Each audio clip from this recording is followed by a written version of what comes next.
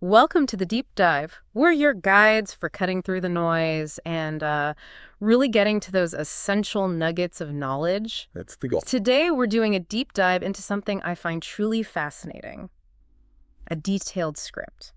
It's for an English learning resource, and it's entirely focused on daily routines. Now, we're not here to learn English ourselves, obviously. Our mission is to unpack how this thing is designed. How does it actually teach? What are the clever choices they made, in the structure, the vocabulary they picked, the learning methods? It feels like we're getting a peek behind the curtain of effective instruction. That's exactly it. What's so interesting here is that we get to see the underlying architecture of how you transfer knowledge effectively. Yeah. This isn't just some simple language lesson, right? Yeah. It's clearly been meticulously crafted.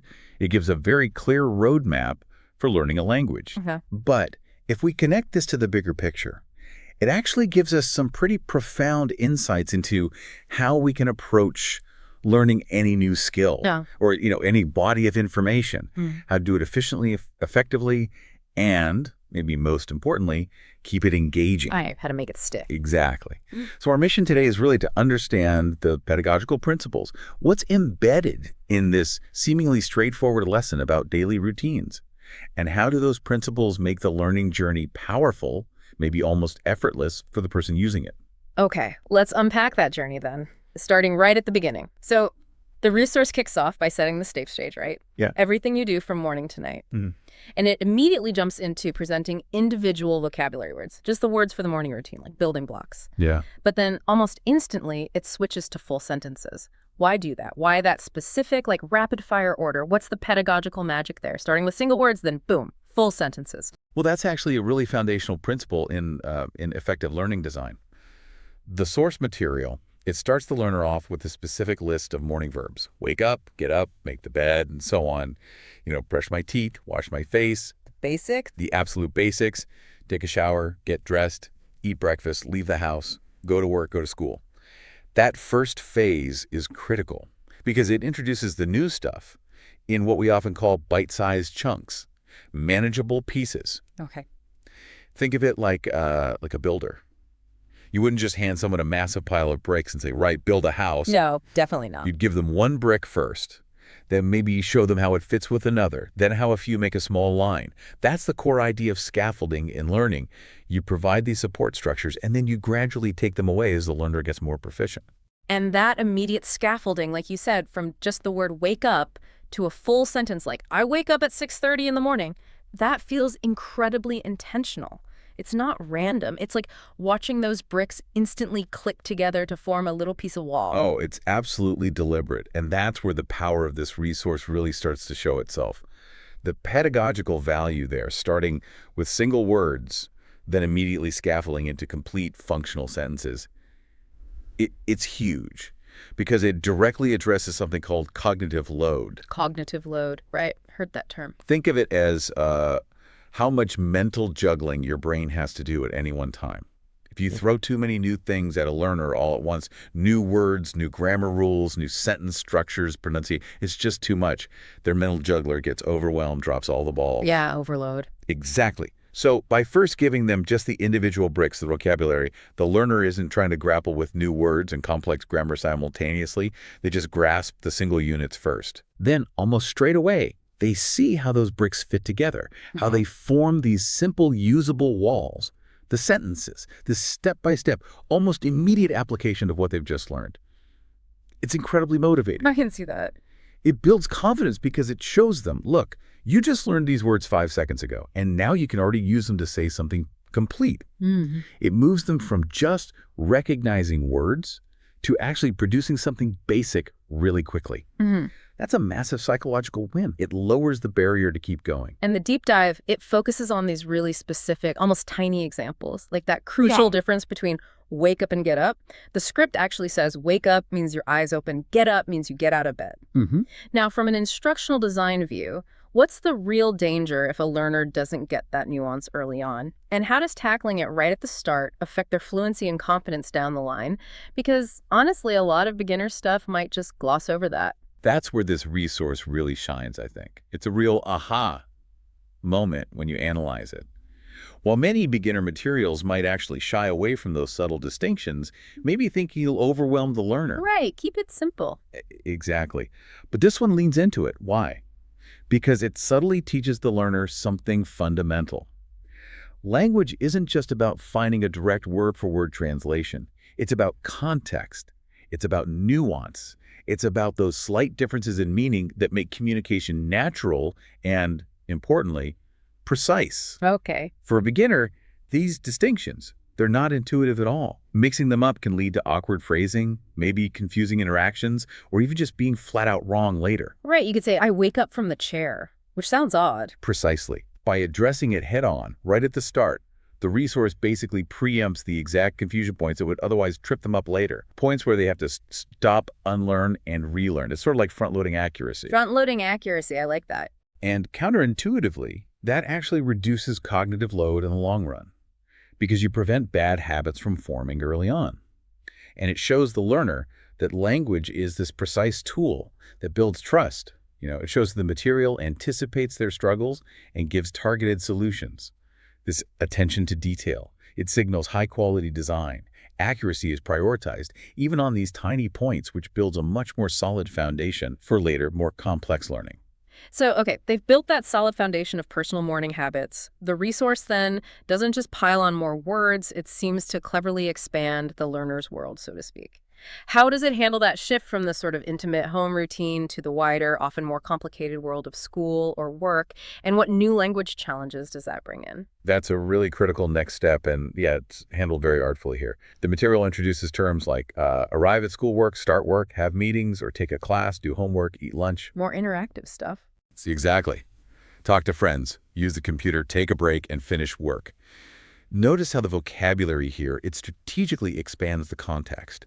It moves beyond just those personal morning actions you do alone. Right. It shifts into more social settings, academic ones, professional ones. It reflects a more complex, diverse daily interaction that most people actually have. Yeah, real life.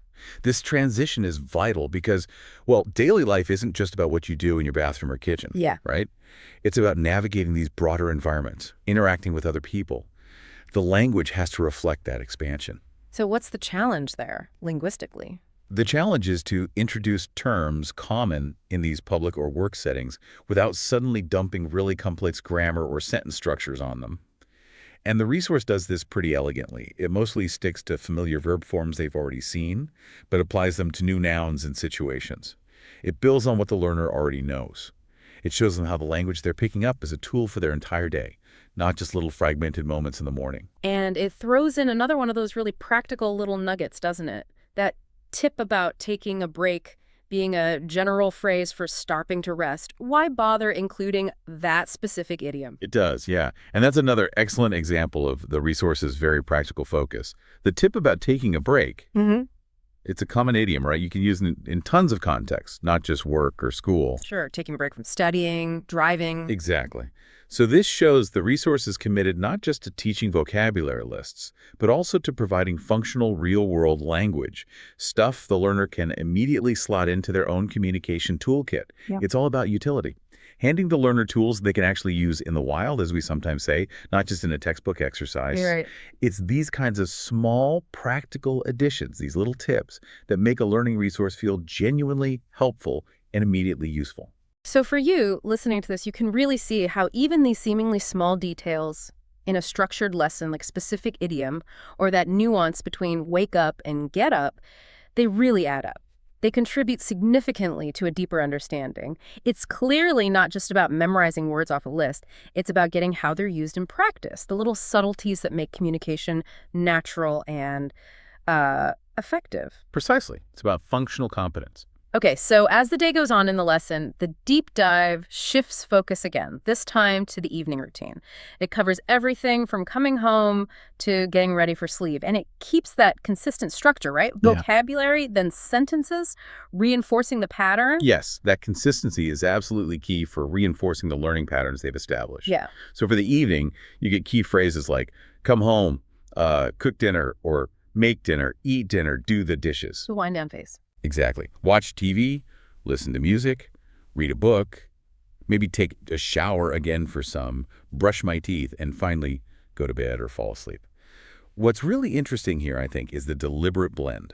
You've got domestic tasks like cooking and dishes, mixed right in with leisure activities like TV or reading. Yeah, it covers both sides. And that provides a really comprehensive, balanced picture of a typical evening. It makes sure the vocabulary is practical and relatable for most learners, regardless of their specific situation. It's about building this holistic language framework for a complete day, moving smoothly from start to end, just like a real day unfolds. That natural progression helps anchor the new words in a context that makes sense. Okay, now here's where, for me, it gets really interesting. I think this is a pivotal moment in the learning design. Right after presenting the evening routine words and sentences, the resource just tells the listener straight up, now try to say your evening routine out loud. I'll give you 10 seconds. Another prompt. Yeah, and then it follows up immediately with, great job. Even speaking to yourself helps your fluency grow. Now that's powerful encouragement, sure, but it feels like more than just a pat on the back, doesn't it? Oh, this is without a doubt a critical pedagogical moment. It's a real highlight of how this resource is designed. Because the source doesn't just keep presenting information passively. Yeah. It actively prompts the learner to produce it, to do something with it. Not just receive. Exactly. It's a fundamental shift from passive consumption to active engagement. And that act of what we call retrieval practice, forcing your brain to pull information out of memory rather than just passively rereading it or listening again, that is far, far more effective for long-term retention. Okay, retrieval practice. Makes sense. When you have to actively recall something and then articulate it, you strengthen the neural pathways for that memory. You make it easier to access next time.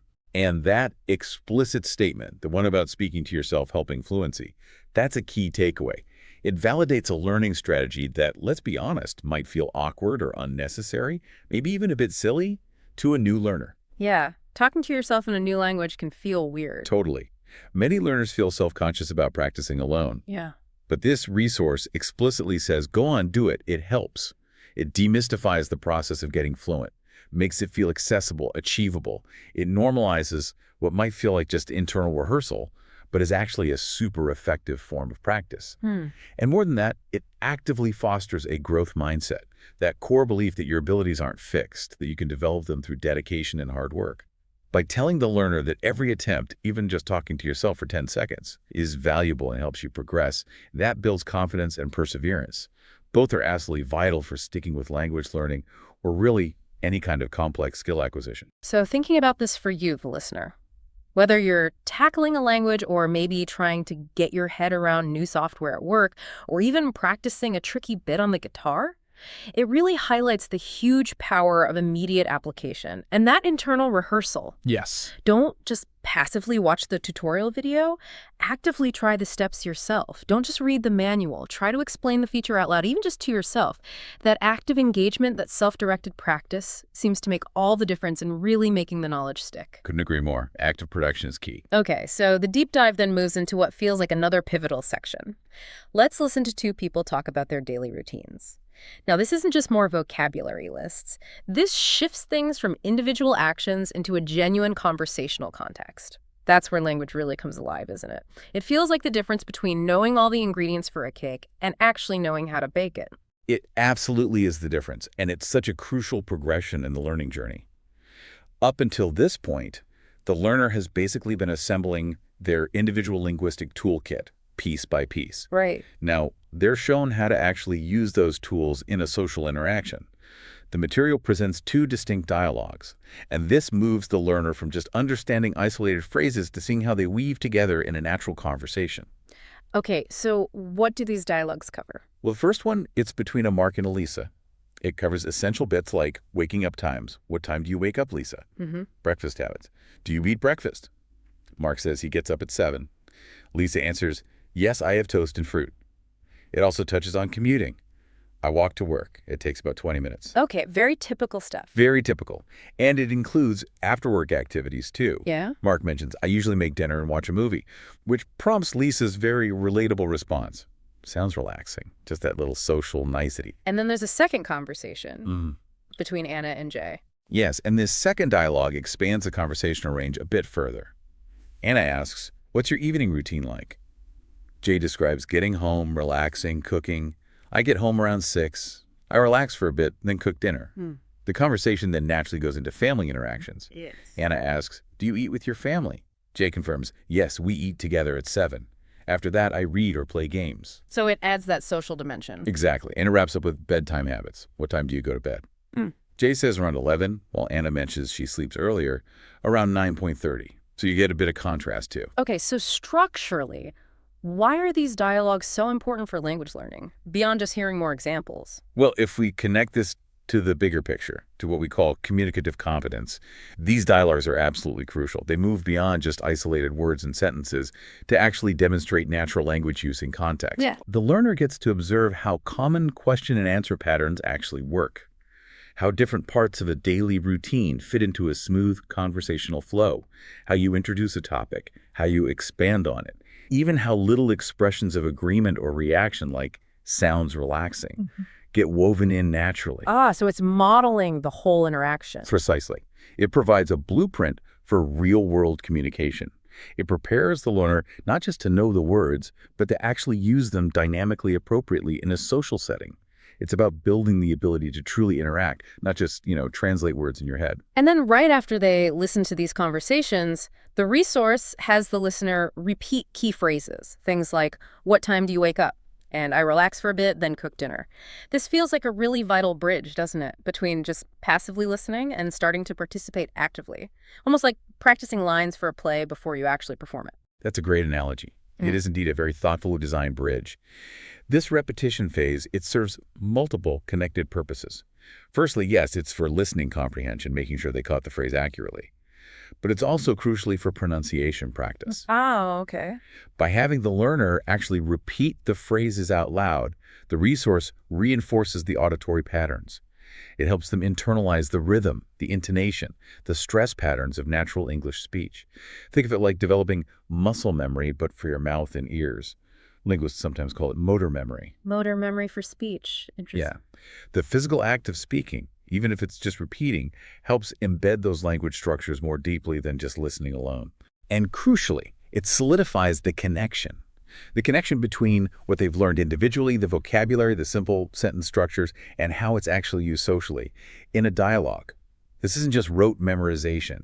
It's about preparing the learner for active, spontaneous participation in similar conversations down the line. It's that critical step from understanding what others say to being able to produce similar expressions yourself, moving from receiver to active participant. Okay, so after breaking down all these individual bits, the words, the sentences, the dialogues, the deep dive then pulls everything together, it has the listener say a full routine together. This feels like the moment where all those scattered puzzle pieces finally click into place to form a complete picture.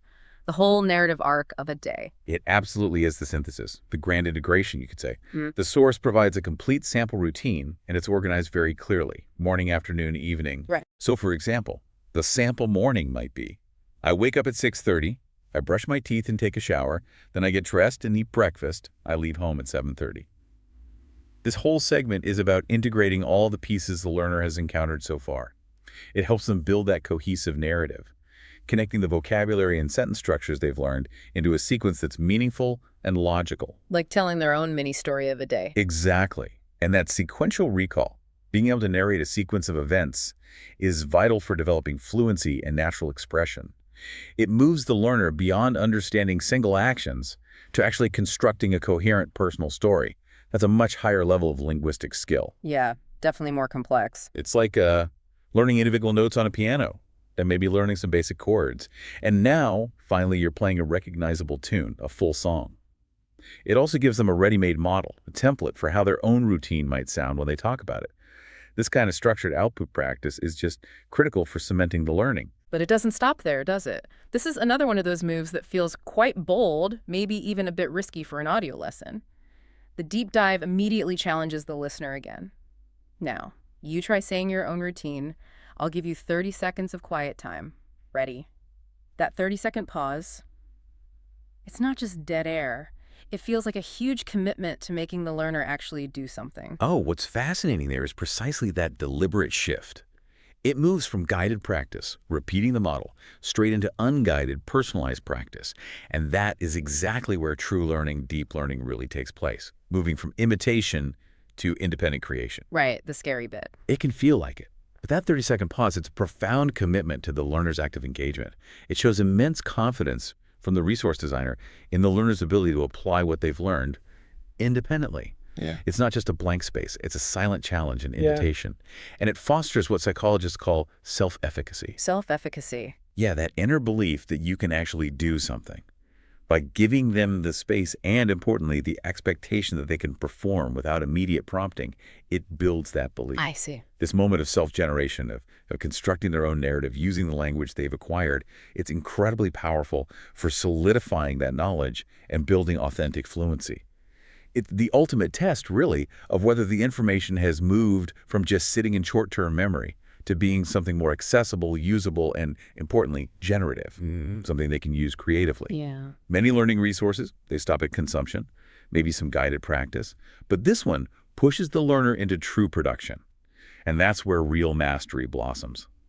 It acknowledges that sometimes that awkward silence, that's actually the sound of real learning happening. So for you, the listener, this isn't just about learning English verbs, is it? It's a universal principle for learning pretty much anything new. Think about it. How often do you just consume information? Maybe watch a YouTube tutorial on fixing a leaky tap, or read an article about a new software feature versus actively producing something with it, immediately trying to apply it or explaining it back in your own words. This resource really champions that productive approach. It pushes you to move from just passive intake to active creation. Whether you're building a new spreadsheet model at work, or practicing a new drawing technique, or trying to remember historical facts, that active step is crucial. Couldn't agree more. Okay, so the final section of this deep dive lesson is a speaking quiz in practice. This seems to serve a dual purpose. It's like an assessment, but also more reinforcement. It feels like a final exam, maybe, but one that's genuinely designed to build confidence, not just point out what you don't know. That's a great way to put it. This quiz structure is highly effective because it very carefully balances that assessment piece with continued practice. It creates this low-stakes but really high-value learning environment. The source asks questions like, what do you do after waking up? What time do you eat breakfast? What's a verb for watching something on a screen, which would be watch TV, presumably. Right. What do you say when it's time for bed? Go to bed. What's something you do in the evening to relax? Read a book, listen to music, etc. Crucially, after each question, it provides a pause for the listener to answer, and then immediately after the pause, it gives the correct response. That immediate feedback loop. Exactly. That pause encourages active recall, pulling the answer out of memory under a little bit of healthy time pressure, kind of mimics real conversation where you don't have forever to think. And the immediate feedback, giving the answer right after the pause, is vital. It allows for self-correction without any external judgment. There's no waiting for a teacher to grade you or getting a quiz back days later. Yeah, you know right away if you got it. Right. This immediate feedback loop is just crucial for reinforcing the correct answers and quickly correcting any errors. It makes the learning process super efficient and much less intimidating. It basically transforms potential mistakes into instant, actionable learning opportunities, cementing the right answers in real time. And then it includes a bonus challenge. Say your full morning routine from memory. Start with, I wake up at, and go step by step. This feels like the ultimate test within this lesson, really pushing the learner. It does, and it's a brilliant way to wrap up the practice phase. This bonus challenge, it specifically targets long-term memory recall and fluency development. It requires unassisted recall, no prompts of a longer sequential narrative, their own morning routine step by step. Okay. It's a really strong indicator of mastery. It moves way beyond just recognizing words or giving short answers.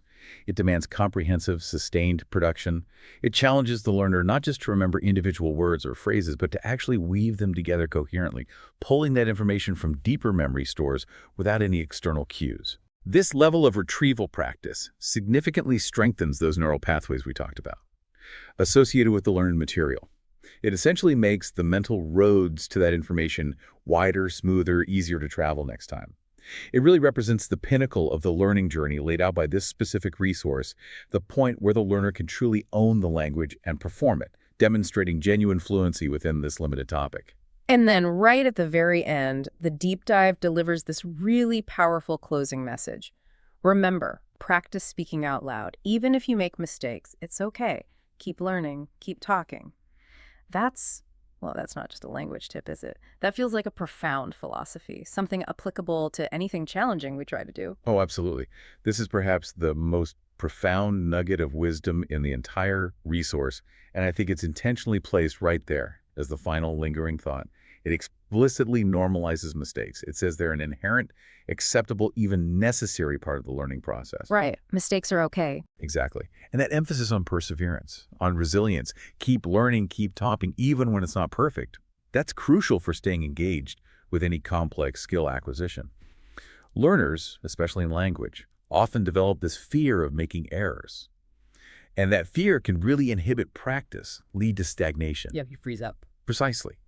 By explicitly validating mistakes as just part of growth, the resource creates this psychologically safe space, a space where the learner feels okay to experiment, to take risks, to push their boundaries a bit without being terrified of failure. And as you said, this isn't just a tip for learning English verbs. It's a universal principle for mastering any complex skill. It encourages that resilient mindset.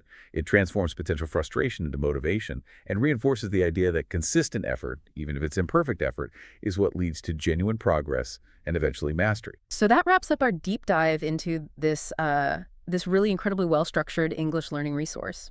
What started as just looking at daily routines became, for me anyway, a truly fascinating exploration of pedagogical design, how effective, engaging learning experiences are actually put together, brick by brick. Indeed, we've seen how this material expertly uses scaffolding, right? Yeah.